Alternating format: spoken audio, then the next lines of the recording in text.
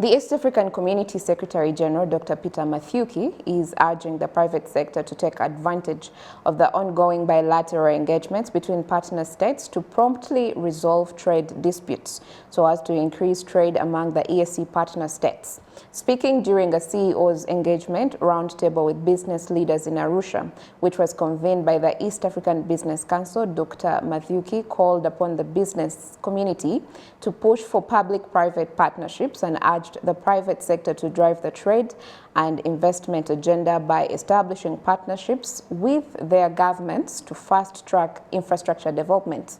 Dr. Mathuki's comments were echoed by John Bosco KALISA, the CEO of the East African Business Council. Take a listen. The fact how to increase intra-EAC trade, how to engage private sector. Private sector development remains a key priority. And therefore, that being a key priority, I think it's important to take advantage of this and see how we could increase the intra-EAC trade. Actually, I want to challenge the Business Council. We cannot be talking about only 30%. We should be talking about 50. When you're looking at the intra-EU, they are talking about 70%, around 70%. The Haitians, they are talking about 60. Yeah, in East Africa, we are talking about below 15%. I think we are late. We need to move with speed, take advantage of the opportunities that are there, and see whether we can triple intra-EAC trade to above 50%, not 30%. Indeed, as we have said, RC and Bosco has also said, because of Mausiano, engagements and relationships, you've seen the heads of states emphasize on bilaterals. And you've seen this happen in the United Republic of Tanzania and Kenya. You've seen Her Excellency actually move to all the partner states of the EAC. And that effort of promoting relationships and engagements has benefited the United Republic of Tanzania. And that is why you see Tanzania's intra-trade and trade volumes have increased. I was being called from Namanga. I'm told the trade volumes have gone 6 times. From where it was last year. Within a year, 6 times. Why?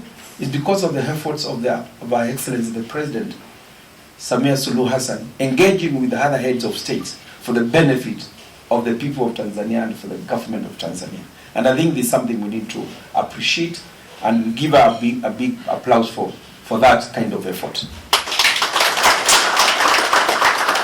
That tells you that relationships and engagements and dialogue, how it can bring results. And I think that seems to be the way. Going forward, I think we need a stronger engagement, private sector to private sector. Private sector in Tanzania, engage private sector in Rwanda, engage private sector in Rwanda, in Burundi, in Kenya, in South Sudan. So private sector to private sector is important.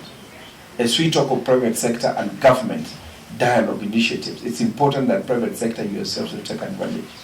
Indeed, I want to echo what the RC has said. Congratulate you, like business people, for resilience, particularly during this time of COVID. And, you know, it's been a difficult year, 2020 and also 2021. But you have maintained that resilience. I think that should be the spirit. What you need to do now, I think it's important, you support government initiatives, especially on vaccination. Because vaccination is the only solution to recovery. If we don't respond collectively and in a coordinated manner as a region, then we shall be left behind. In Europe, they are talking of 70% vaccination rate. In Asia, they are talking of about 60% vaccination rate. And as you see, Japan is able to host Olympics. In America, they are above 60%. In East Africa, we are below 2%. Below 2% vaccination rate. What that means is tourists will not be able to come to East Africa because they fear the pandemic, because people are not vaccinated. People will not be able to do business with Africa and East Africa because they see we are not vaccinated. I think it's important now, yourselves as the private sector, you take it upon yourself now, engage and support government to roll out the vaccination program, and very fast, because that's the only way we are going to get out of this crisis. So as one of the strategies of economic recovery is vaccination. I've seen some partner states in the region where private sector has even gone ahead to work with government and support vaccines. Over 1 million people now vaccination. That is to say, private sector now you are demanding your space on the table. I think we need to move above advocacy. Keep on advocating. What are you advocating for? You need to be sitting on the table and offer solutions, work with government and provide for solutions. An active role in the EAC integration agenda. Ladies and gentlemen, as we are aware, EABC advocacy initiatives are aiming at sustaining business operations, jobs, and economic resilience.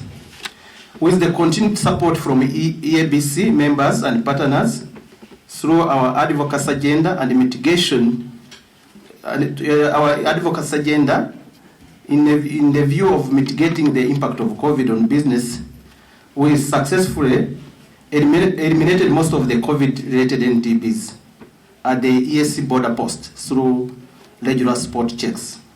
I want to thank you, Honorable, that you've created a trade hotline where if there is an NTB, they can call direct to your office. So, and I think now NTBs with your current drive and leadership, NTBs are going to be a history in our region. We've conducted a survey, EABC, of course, from the support from Trademark, our key partner, and GIZ in terms of analyzing sectoral